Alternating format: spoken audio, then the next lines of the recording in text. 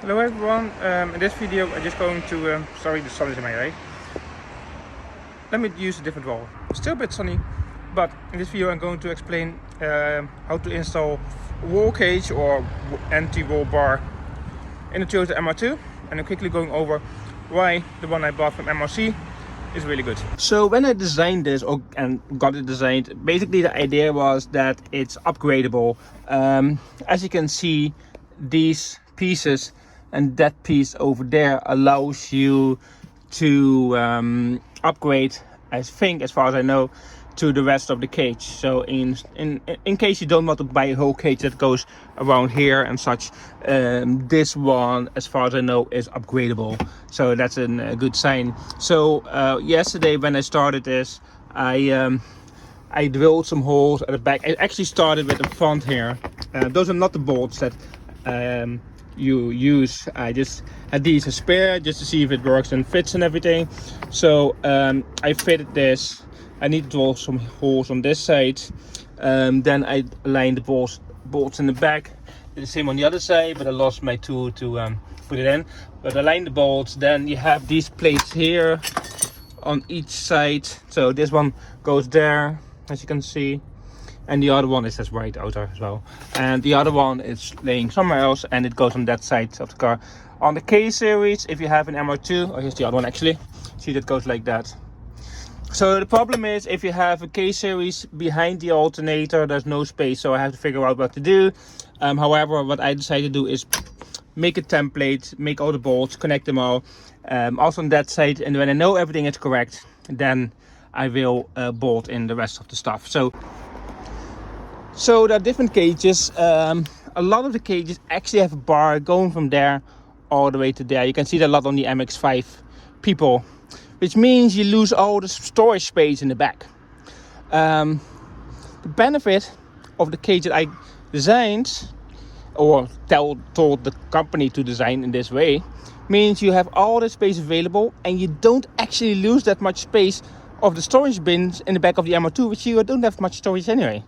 So you don't lose too much storage. As you can see, this section is the same as it was without the cage or the anti-roll bar. It doesn't matter what you call it actually.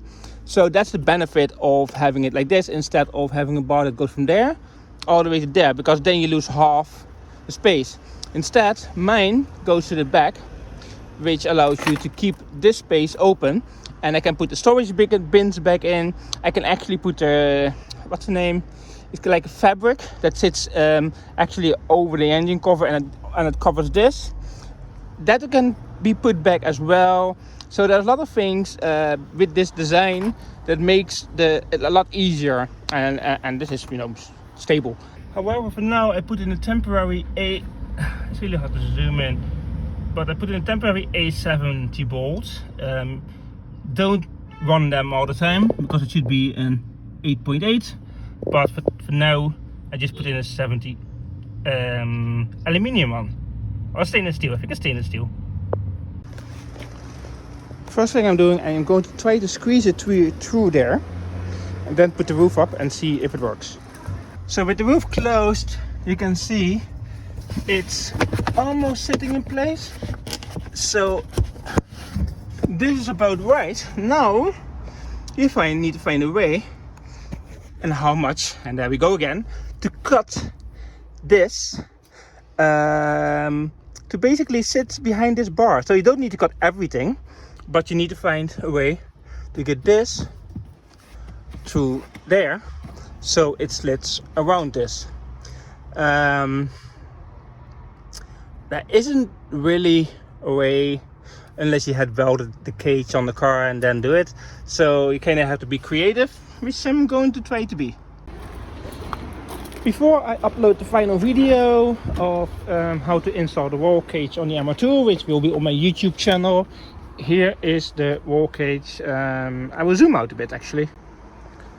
So here you can see the roll cage, or the wall bar, anti-roll bar, at the back of the car.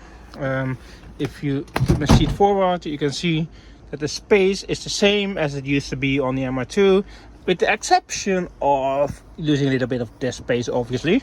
But other than that, the main space is available. Still need to find spaces to put the new ECU, or not new ECU, to put the ECU in place and everything. So that's a bit of a thing I have to discuss and with myself, really see where everything goes. But this is how it looks so far.